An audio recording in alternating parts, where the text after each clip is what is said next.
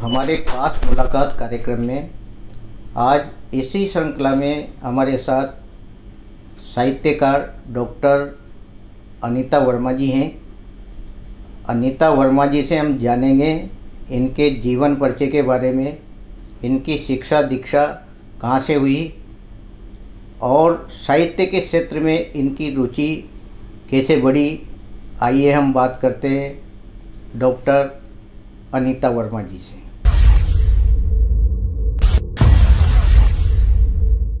Doctor Anita जी, आपका हमारे studio में बहुत बहुत स्वागत है।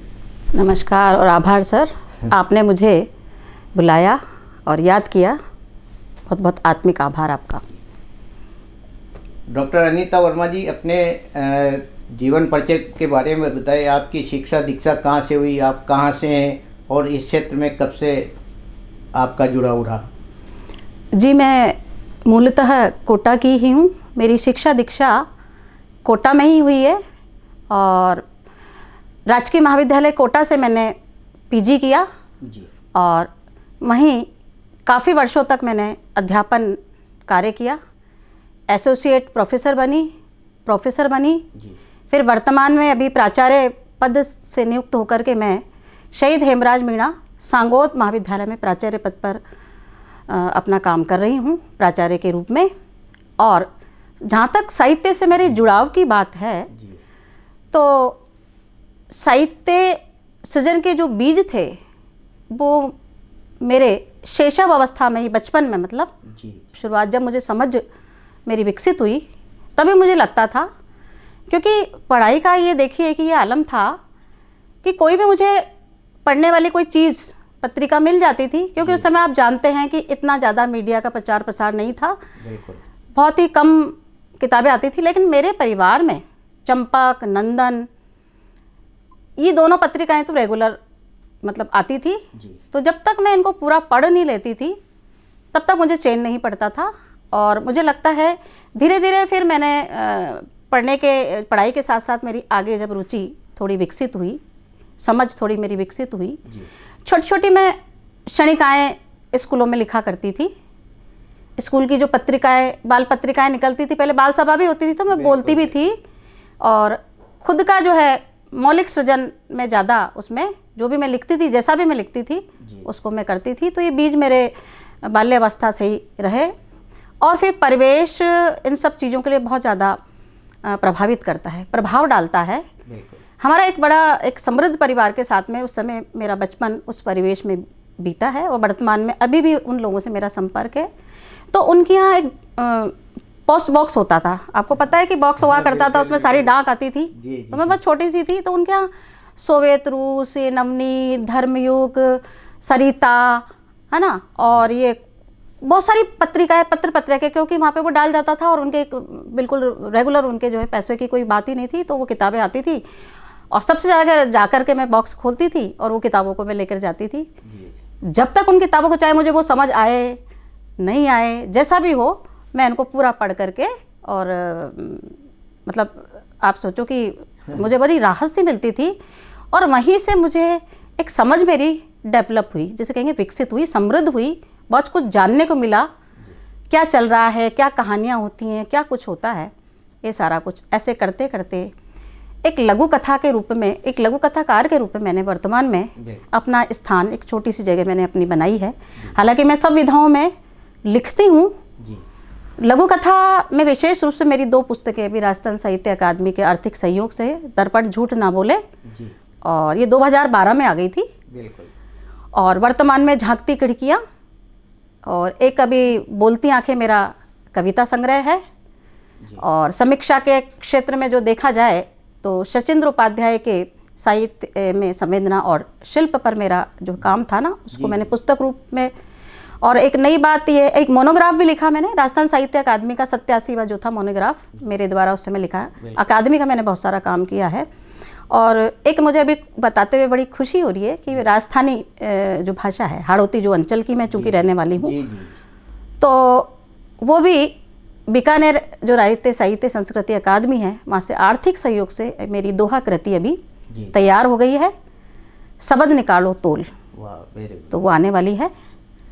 तो ये मेरी यात्रा है। जी डॉक्टर अनीता वर्मा जी, आपको साहित्य के क्षेत्र में प्रेरणा किससे मिली?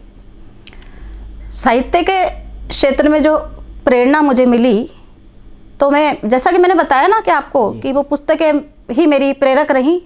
जैसे भी मेरी समझ डेवलप होती गई, विकसित होती गई, उन पुस्तकों ने ही वही मेरी गुरु रही। और जैसा मैं समझ पाई, क्योंकि आप देखिए कि संवेदना का स्पंदन कभी भी हो सकता है, आपके मन को स्पर्श कर सकता है। कब कौन सी घटना, कौन सा पात्र आपके भीतर द्वंद्व पैदा कर दे, आपकी आत्मा में एक मंथन पैदा कर दे, स्पंदन पैदा कर दे, और कब आपके पास में जो ये टूल्स के रूप में जो शब्द भंडार है, क्योंकि शब्द भंडार तो ये था कि पढ़ने में भी मैं थोड़ी ठीक रही, तो हमेशा हर जगह मुझे लगता था कि सीखने की ललक मेरे भीतर बचपन से रही है कि मैं ये काम क्यों नहीं कर सकती। हर क्षेत्र में मैंने चुनौती के रूप में उसको स्वीकार किया है, और ये सब चीज़ों ने मुझे, ये सब बातों ने मुझे एक परिवेश निर्मित किया, और वही उसी चीज़ ने मुझे प्रेरित किया। सरिता वगैरह में छोटी कहानियाँ पढ़ती थी, तो कहानियाँ सामाजिक परिवेश को लेकर के होती थी। तो वर्तमान में हम जानते हैं कि हमारे भीतर बहुत सारी जो है द्वंद्व पैदा होता है। कोई घटना को देखा, जो संवेदनशील व्यक्ति होता है उसके भीतर, आम आदमी चलता जा रहा है, जैसे आप देखिए कि कोई सड़क पर कोई कुत्ता है, कोई गाय है, कोई किसी को लात मार कर चला जाता है, लेकिन कोई उसके प्रति संवेदना का भाव उसके भीतर जो है वो उसको द्रवीभूत करता है। और अगर उसके पास शब्द है, या कोई किसी व्यक्ति को देखता है तो उसके भीतर, जैसे कोई मानसिक रूप से विक्षिप्त आदमी है, तो हर किसी को तो प्रभावित नहीं करती ना ये चीज़ें, घटनाएं। कोई पेड़ है, कोई पौधा है, कोई व्यक्ति है, कोई पात्र है, कोई घटना है ना, ये सारी चीज़ें परिवेश के अंदर के दायरे के अंतर्गत आती है। तो परिवेश से तो मनुष्य अलग नहीं रह सकता। तो ये सारी चीज़ें मुझे प्रभावित करती रहीं, और शब्द भंडार चूँकि था, तो शब्दों का जो है स्पंदन होता रहा, और शब्द जो है कागज़ पर धीरे धीरे उकेरते गए। और आप देखिए कि जो रचना का संसार जो थोड़ा बहुत लिख पाई, मैं पत्र पत्रिकाएं जो हैं, जैसे जनसत्ता है, दूसरे पहले पुराने अखबार हैं, जनसत्ता में दुनिया मेरे आगे मेरा पसंदीदा है, उसमें भी मेरा छोटे जो लेख हैं वो आ जाते हैं कभी कभार। आकाशवाणी से भी मैं जुड़ी हूँ, वहाँ पर भी मैं वार्ताएँ हैं, और विभिन्न जो प्रतिष्ठित हमारी हिंदी की पत्र पत्रिकाएँ हैं उसमें मेरी लघु कथाएँ, कहानी, समीक्षाएँ, ये सारी। और चूँकि अध्यापन क्षेत्र से मैं जुड़ी हुई हूँ, तो मेरे शोध आलेख कम से कम 3 दर्जन शोध आलेख मेरे, और ये मेरे छपे में प्रकाशित, और इससे मेरा सृजन जो है धर्मिता बनी हुई है, गति चल रही है। आप लोगों की शुभकामनाओं के साथ में मैं आगे चलती जा रही हूँ। अभी ये है। डॉक्टर अनीता जी, आप शिक्षा के क्षेत्र में समय आपको मिल नहीं पाता होगा, किस तरह अपना समय निकालकर इतना बड़ा काम आप साहित्य समाज के लिए परोस रही हैं? जी सर, बिल्कुल सही कह रहे हैं कि नौकरी के साथ में समय मिल नहीं पाता, लेकिन एक जब आपके भीतर कुछ करने का जुनून होता है जी, और उसको आप स्वीकार करते हैं, तो मेरा मॉर्निंग का जो टाइम होता है जी, मैं बिल्कुल एक फिक्स समय, एक निश्चित मेरी समय अवधि होती है कि जहाँ मुझे सृजन या कुछ देखना होता है, कुछ पढ़ना होता है, राइटिंग का जो काम होता है, उसके बाद में फिर मेरी नौकरी की तैयारी अपनी होती है। और कभी कुछ ऐसा बहुत ज़रूरी हमारे यहाँ कार्यक्रम में भी सहभागिता मेरी रहती है। मेरे साहित्यकार बंधु जो है कोटा क्षेत्र के हाड़ौती अंचल से जो जुड़े हुए हैं, हमारे सारे मित्रगण हैं, याद करते हैं। चूँकि मेरी रुचि है तो मैं इससे अलग नहीं रह पाती हूँ। समय निकाल करके मैं उस समय को मैनेज करके और समय निकाल करके उनको मैं समय देती हूँ। और अपना जो लिखने का कार्य है, जैसे संडे तो मिलता है, भाई सामाजिक सरोकार भी निभाने होते हैं, परिवार को भी देखना होता है ना। और हमारी जो साहित्य साधना है, जिसमें मेरा एक तरह से बहुत ही प्रमुख मेरा ये क्या है रुचि का क्षेत्र है, उसके साथ भी मैं सामंजस्य बिठाते हुए अपनी जो है ये जो कुछ भी मुझे मिलता है या जो कुछ भी मेरे मन में उमड़ता है, क्योंकि अनुभूतियों जो होती है बहुत समृद्ध होती है। मनुष्य के भीतर कहीं ना कहीं कुछ ना कुछ टंगा रहता है। टंगा रहना शब्द इसलिए कि कुछ ना कुछ उससे वो बंधे रहते हैं, और कब वो कोई सी चीज़ उसके भीतर एक अजस्र प्रवाह के रूप में निकल पड़ती है, तो वही बिल्कुल वही समय होता है आपका उसको शब्दबद्ध करने का। अगर आपके पास लिखने के लिए शब्द हैं, कोई चित्रकार जैसे तुलिका से चित्र बनाता है, उसके पास चित्रकार जो होता है उसकी अलग अभिव्यक्ति का माध्यम होता है। तो साहित्य के कार के पास में जो माध्यम है, उसकी जो लेखनी है, तो यही उसका एक सबसे बड़ा हथियार होता है। बशर्ते वो सही दिशा की ओर सकारात्मकता के साथ में आगे की ओर बढ़ता जाए, तो निश्चित रूप से अपना जो लक्ष्य है उसको मिलता है। यही मेरी एक तरह से प्रेरणा का स्रोत भी रहा है, और यही मेरा जो है विश्वास भी है यही मेरी रही है सतत यात्रा। डॉक्टर अनीता जी, कौन से वरिष्ठ साहित्यकारों से आपके प्रेरणा मिली जो इस लेखन में आपको आगे तक लाई? जैसे चूँकि मैं तो अध्यापन क्षेत्र से जुड़ी हूँ तो सभी साहित्यकारों को मैंने पढ़ा है और पढ़ रही हूँ मैं। मेरे 9 शोधार्थी जो काम कर रहे हैं तो उसमें जैसे प्रेमचंद ने तो प्रभावित किया ही सही, प्रेमचंद तो आपने और हमने, तो उसमें सबसे बड़े ज़्यादा जो प्रभावित मुझे कहानी उनकी रही बूढ़ी काकी, मुझे बहुत पसंद है। मतलब संवेदना का आप ये देखें कितना मर्म स्पर्शी चित्रण उन्होंने उस जमाने में किया है कि उसके अंदर वो वृद्ध जन की जो समस्या है, जो आज हम उसके ऊपर जो है विचार विमर्श हो रहा है, वृद्ध विमर्श किए जा रहे हैं, तो प्रेमचंद ने वृद्ध विमर्श तो उस जमाने में बूढ़ी काकी के माध्यम से कर दिया था। बचपन की बात की जाए तो ईदगाह कहानी है उनकी, तो प्रेमचंद ने तो मुझे प्रभावित किया। स्त्री लेखिकाओं में मैं जो है काफ़ी सारा मैंने जो पढ़ा है, जैसे अभी ममता कालिया पे मेरी स्टूडेंट काम कर रही है ना, और ये बहुत सारे लेखक हैं, नाम एकदम से उस समय थोड़ा सा वो हो जाता है एकदम याद करना। तो ममता कालिया के ऊपर भी काम कर रही है, और ये जो दूसरे हैं काफ़ी सारे लोकल जो है अपने साहित्यकार, उनके ऊपर भी काम उन लोगों ने मतलब मैंने किया। लघु कथाकार हैं, लघु कथा के ऊपर मेरा एक स्टूडेंट ने काम किया है। वरिष्ठ लेखिकाएँ जो है, लघु कथाकार जो है महिला लेखिकाएँ हैं, उनके ऊपर भी काम चल रहा है बहुत सारे। अब मुझे लगता है इस बात की खुशी है कि प्रत्येक जो विधा है, अलग अलग तरह की जो विधाएँ हैं वो समृद्ध हो रही है। और लेखन के क्षेत्र में हम कहते हैं ना कि भाई लिखने में नहीं, लेखन के क्षेत्र में बहुत काम हो रहा है, हर विधा समृद्ध हो रही है। जो हाँ पत्र विधा के ऊपर थोड़ा सा काम चल रहा है, हाँ कम हुआ है भाई। पहले तो पत्र विधा, अब तो मीडिया इतना सशक्त हो गया ना, 1 मिनट में बात कहेंगे तो वहाँ तक पहुँच जाती है, तो वो वाली बात है। तो इस तरह से मैं लिखती तो सभी विधाओं में सब कुछ, जो कुछ भी मुझे दिया जाता है मैं काम कर लेती हूँ, लेकिन मेरी पसंदीदा विधा जो है लघु कथा है। लघु कथा में आपने क्या समाज को परोसा है? देखिए, संवेदना के स्तर पर जो अनुभूतियाँ होती है हमें पग पग पर होती है, प्रत्येक क्षण हमें संवेदना हमारे साथ चलती है। तो सबसे पहले उसके अंदर एक तो दृष्टि, फिर अनुभूति और उसके बाद में अभिव्यक्ति, 3 चीज़ों पर ये काम चलता है। किसी चीज़ को महसूस करने के लिए आपके पास में वो दृष्टि भी होनी चाहिए, हर किसी के पास वो दृष्टि नहीं होती। फिर उसका अनुभूति होनी चाहिए। दोनों चीज़ें जब हमारे पास में होती है तो अभिव्यक्ति का एक सशक्त माध्यम भी हमारे पास में होना चाहिए।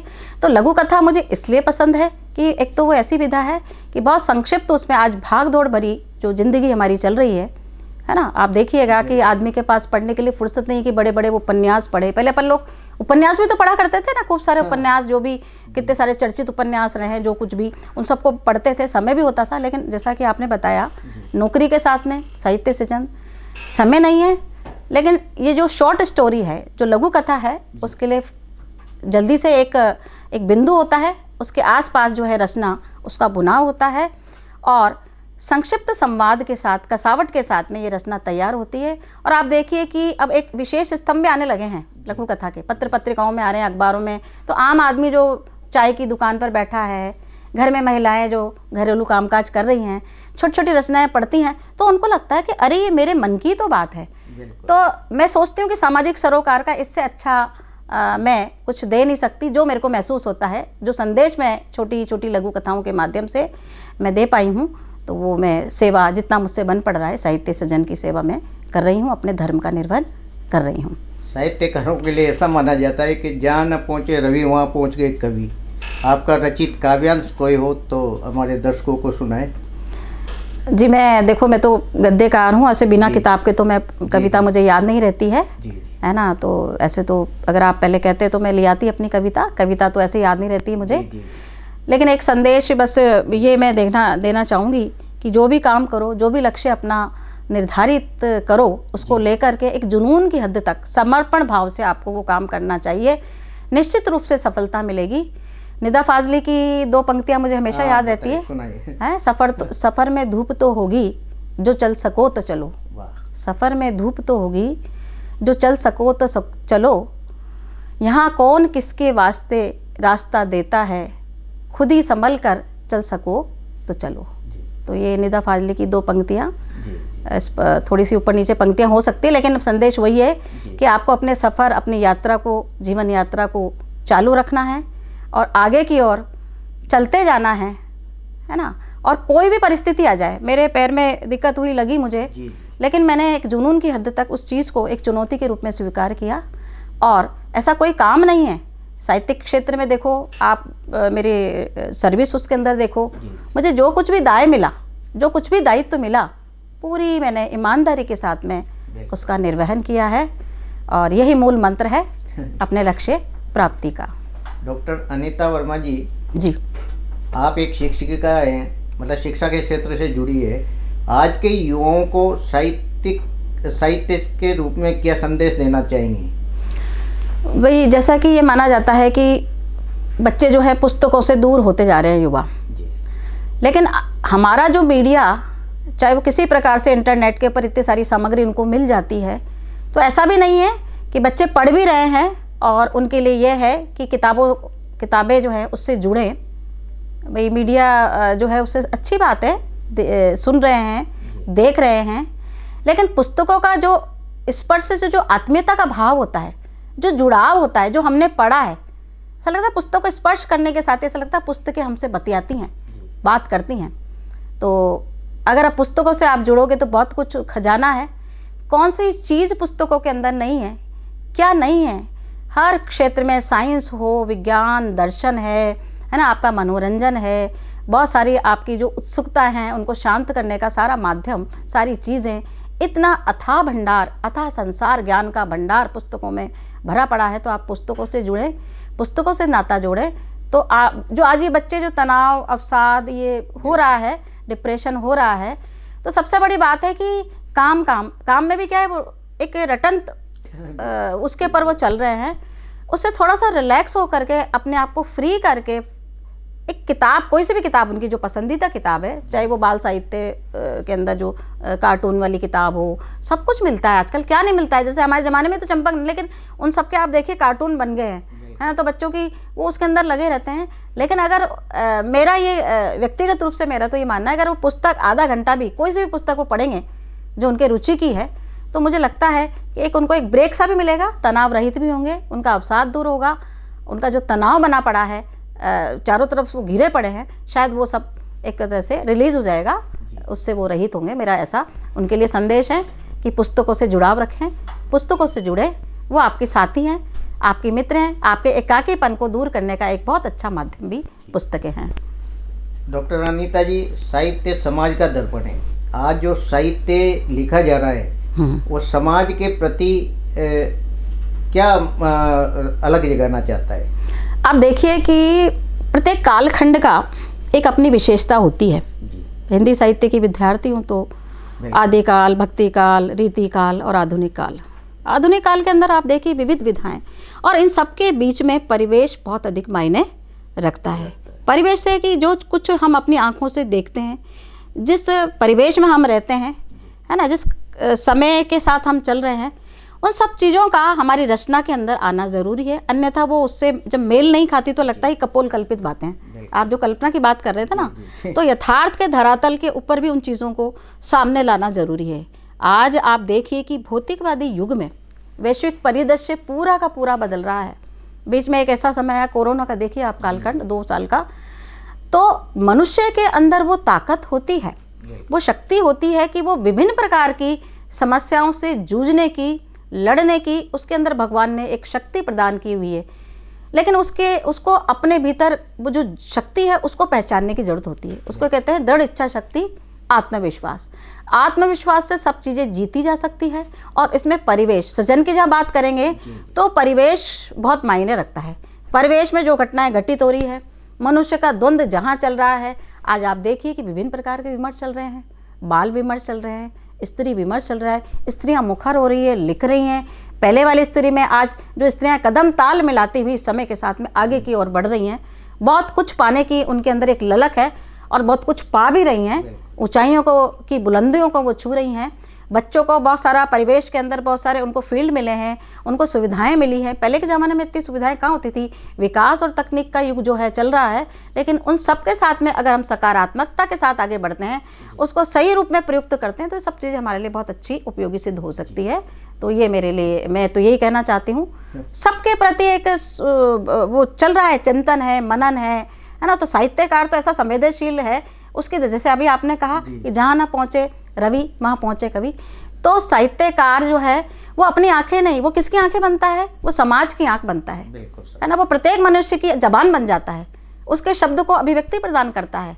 तो साहित्यकार की आंख नहीं होती ना उसके शब्द, वो तो क्या करता है, तो समग्र जो संसार में जो कुछ उसकी आंखों से गुजरता है, जो उसके भीतर से जो दंड जो पैदा करता है, जो उसकी आत्मा को स्पर्श करता है, उन सब की जो है आवाज़ बन करके वो सबके साथ में उस संवाद को साझा करना चाहता है। ये है मेरा ऐसा मानना है। डॉक्टर अनीता जी, हिंदी साहित्य में और आगे क्या लिखना चाहेंगी आप? हिंदी साहित्य में मेरा बड़ी इच्छा वो रही, तो दोहा कृति हाड़ौती में मेरी आ गई। एक उपन्यास नहीं लिखा मैंने, तो मैं चाह रही हूँ कि क्योंकि मैं अध्यापन कार्य से जुड़ी हूँ, तो प्लॉट्स वगैरह तो मेरे कथानक तो मेरे दिमाग में है ही सही। अगर ईश्वर की कृपा रही और मेरी मेहनत अगर रंग लाई, तो निश्चित रूप से कोई मैं उपन्यास की ओर अपना लेखनी चलाऊँगी। क्योंकि मैंने देखी कविता, शॉर्ट स्टोरी, अभी मेरी 2 पुस्तकें, मेरी कम से कम 2 पुस्तकें तो मेरी संपादन की हैं और 7 पुस्तकें मेरी मौलिक सृजन की आ गई हैं। और अब मेरे पास इतनी सारी सामग्री, समीक्षाओं के इतनी सारी चीज़ें पड़ी हुई। अपने हाड़ौती क्षेत्र के अंचल के जितने भी लेखक बंधु हैं क्या लिख रहे हैं, उन सब के ऊपर कुछ ना कुछ टिप्पणी जैसी मुझसे बन पड़ती है वो मैं लिखती हूँ। तो वो भी, और लेख जैसे मैंने आपको बताया, तो ये आगे मैं सोच रही हूँ, मेरी ऐसी योजना है कि ये लेख जो है हमारे हिंदी साहित्य के जो शोधार्थी हैं, जो बच्चे हैं, निश्चित रूप से उनको एक नवीन दृष्टि प्रदान करेंगे कि हमें किस दृष्टि से समीक्षा के क्षेत्र में हमें आगे की ओर बढ़ना है, क्या देखना है ना। तो ये नहीं केवल आलोचना करना ही कोई समीक्षा नहीं होता है, समीक्षा कर्म बहुत कठिन कर्म होता है, बहुत संतुलित एक विधा है ये। तो वो मेरे को लगता है कि अगर समय मिला, एक तो उपन्यास की मैं बता रही थी आपको बात, है ना, तो वो छोटा उपन्यास मैं कोशिश करूँगी, ऐसा मेरा मानना है। और बड़ी जो कथाएँ हैं उसका प्रकाशन शीघ्र ही होने वाला है, वो प्रिंट उसमें मतलब छपने के लिए रखी हुई है। निबंध संग्रह जैसा कि मैंने बताया, शोध मेरे आलेख हैं, उन सबको मैं जो है शोधार्थियों के लिए, पाठकों के लिए, सुधी पाठकों के लिए, जो पुस्तक प्रेमी उनके लिए मैं आगे लाना चाहती हूँ। ये मेरा है।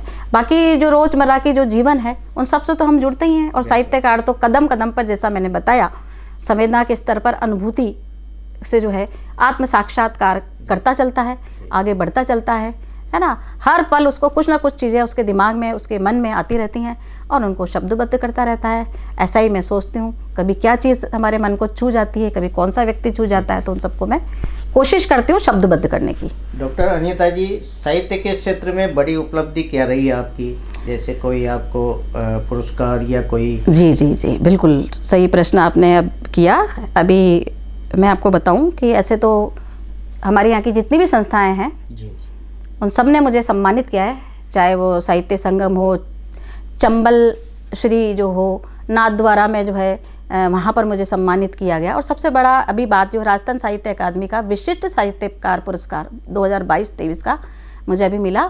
जयपुर में बड़ा कार्यक्रम किया गया और वहाँ पर हम लोगों को इतने सारे जो बड़े बड़े राइटर्स थे उनके साथ में मुझे, ये मेरी एक बड़ी उपलब्धि रही है। और हर जगह जहाँ भी होता है कहीं ना कहीं सम्मान मुझे मिलता है। तो जब सम्मान मिलता है तो खुशी तो होती है कि हमारी जो है साहित्य साधना को पहचाना गया। और इस तरह से कम से कम 1 दर्जन, और बड़ा पुरस्कार मैंने बताया आपको, विशिष्ट साहित्यकार जो है राजस्थान साहित्य अकादमी उदयपुर से मुझे हाल में ही मिला है, मई के अंदर जो है उसमें दिया गया, प्रदान किया गया है। और ये मुझे लगता है मेरी जीवन यात्रा का सबसे बड़ा मेरे को उपहार मिला है, मेरी साहित्य यात्रा को ये पहचान मिली और मुझे बहुत खुशी है। और यहाँ पर तो सारे जितनी भी संस्थाएं जो हैं उन सब ने कुछ ना कुछ मुझे मेरी उसको मान दिया है। और ये उनका स्नेह है, एक अपनापन है, एक आत्मीयता का भाव है जो मुझे साहित्य से जोड़े रखता है। क्योंकि आप देखिए कि ये सब चीज़ें जब आपको कोई मान सम्मान देता है, आपकी जो साहित्य साधना है उसको एक पहचान मिलती है, तो निश्चित रूप से एक स्फूर्ति भी आपके भीतर आ जाती है। वो आपको एक गति प्रदान करता है ना, आपको एक ताकत प्रदान करता है। तो ये सब चीज़ें मुझे मिली और बहुत अच्छा मुझे लगा।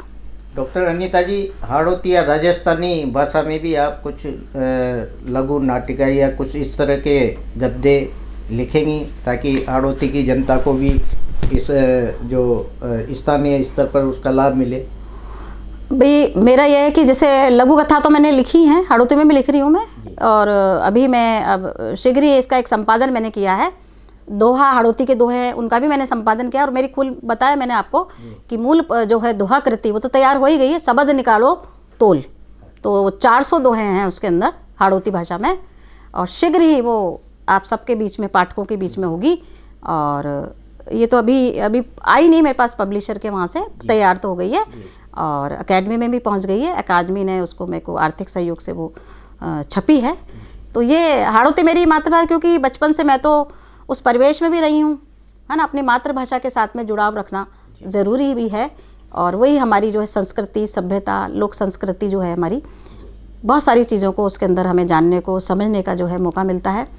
हमारे यहाँ पर राजस्थानी भाषा में बहुत प्रसिद्ध गीतकार ये सब लिख रहे हैं, सृजन कर रहे हैं, है ना, जैसे ये अपने मुकुटमणि दास जी बड़े अच्छे मीठे गीतकार हैं, है ना, और दुर्गादान सिंह जी गौड़ हैं, 2 बड़े हमारे जो लोग हैं, और भी बहुत सारे लोग काम कर रहे हैं इस क्षेत्र में, और हम कोशिश कर रहे हैं इस भाषा के क्षेत्र में जितना कुछ भी इसकी भी सेवा कर पाएँ, या इसमें कुछ लिख पाऊँ मैं, या कुछ कर पाऊँ, तो एक प्रकार से एक मेरी ये भी एक उपलब्धि होगी।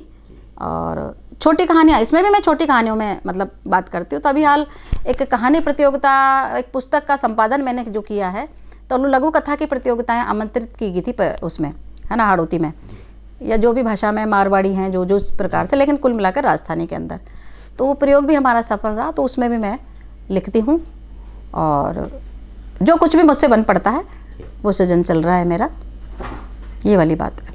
डॉक्टर अनीता जी, साहित्य सृजन एक कठोर तपस्या है, इस तपस्या को जारी रखेंगी? बिल्कुल, जब तक समय मिलता रहा और ईश्वर की कृपा रही, माँ सरस्वती जो है वो शक्ति प्रदान करे, ताकत प्रदान करे। लेकिन इससे क्या होता है, लिखने से एक बहुत अच्छा सा एहसास होता है हमें, एक ऐसा लगता है कि जीवन में कुछ चीज़ें जो कमी है वो पूरी सी हो जाती है लिखने के क्षेत्र। जैसे आपने कहा कि भी समय कैसे निकाल पाते हैं, तो जैसे किसी को मिठाई खाने की इच्छा होती है, किसी को चित्र बनाने की इच्छा होती है, वैसे ही मैं बताती हूँ कि जैसे संवेदना जो है, मैंने कहा पहले भी आपसे निवेदन किया कि अंदर भीतर कुछ उमड़ता रहता है, कोई घटना ने आपको प्रभावित किया। जैसे एक कहानी मैंने लिखी, तो वो मेरी रमा मेहता ट्रस्ट की ओर से शॉर्ट आउट जो लिस्ट होती है उसके अंदर 6 नंबर पे आई ऑल ओवर इंडिया के स्तर पर।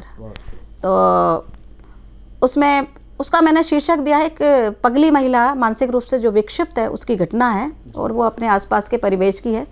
रोज़ मैं अपने सर्विस करने जाती, अपने जो है वर्क प्लेस के वहाँ पर रोज़ वो जो है महिला मुझे मिलती है, और बहुत सारी बातें, संवाद बिना उसके हमारा संवाद होता है, बातचीत होती है, और बहुत कुछ उससे एक कहानी जो है कागज़ पर निकलती हुई चली जाती। तो कहानी ने अपने आप ही, जैसे कहते हैं ना कि भाई किस प्रकार से रचना का निर्माण होता है, सृजन कैसा होता है, तो वो संवेदना भीतर ही भीतर मुझे पहुँचती रही, और एक रचना, एक अच्छी सी रचना तैयार हो गई। तो जब उसके अंदर कल्पना के साथ साथ हमारे यथार्थ को भी जब हमें उजागर करना, तो केवल कल्पना नहीं, कपोल कल्पित बातें तो खैर आजकल चलती नहीं, कौन मानता, कोई मानता भी नहीं है, क्योंकि हर आदमी बौद्धिक स्तर पर इतना ज़्यादा समृद्ध होता जा रहा है, और सबसे पहले वो उसको टटोलता है, अपना जो है उसको परखता है, तब जा करके वो उसको आत्मसात करता है ना। तो सारी चीज़ें ये हैं, और समय बदला है साहब। जो कई बार जो कहानी हमने पहले लिखी थी, मुझे लगता है इसमें कुछ बदलाव की गुंजाइश है। तो कहानी जो है शिल्प के पक्ष पर भी, और मतलब भाषा का भाव के स्तर पर और शिल्प के स्तर पर, है ना, ये सारी चीज़ों में परिवर्तन आया है, बदलाव आया है। और ये सब क्यों हुआ? क्योंकि परिवेश बदल रहा है, परिवेश के साथ में ये सब चीज़ें भी बदलेगी, और नई नई चीज़ों का प्रयोग, है ना, जैसे पहले के ज़माने में अपन कहते हैं ना, नवीन उपमानों का प्रयोग है ना, प्रयोग किया जा रहा है। तो उसी प्रकार से नई प्रकार के जो है भाषा के स्तर पर, शिल्प के स्तर पर टूल्स अपनाए जा रहे हैं कि भाई रचनात्मकता को किस प्रकार से हम ऐसा रूप प्रदान करें कि सामने वाला जो पाठक एक तरह से चमत्कृत हो जाए उस चीज़ को पढ़ करके, उस चीज़ को सुन करके, ये कोशिश की जा रही है। तो कई बार वो रचनाएं दुरूह भी हो जाती हैं, कठिन भी हो जाती है, संप्रेषित नहीं हो पाता है भाव, तो सब तरह की चीज़ें आज हमारे जो है साहित्य सृजन के भीतर आ रही है। लघु कथा के अंदर भी मैंने बताया आपके वो शिल्प के स्तर पर जो है 4-5 लाइनों की कथाएं भी आ रही हैं, है ना। और नवीन प्रकार के जो शिल्प हैं जो एक तरह से एक संकेत के रूप में प्रयुक्त किए जा रहे हैं, लेकिन पढ़ने वाला उसको समझ जाता है। तो ये सारी की सारी चीज़ें एक नवीन विधा के रूप में विकसित हो रही है। साहित्य सृजन की यात्रा बहुत लंबी है और विभिन्न जो है इसने पड़ावों को पार किया है।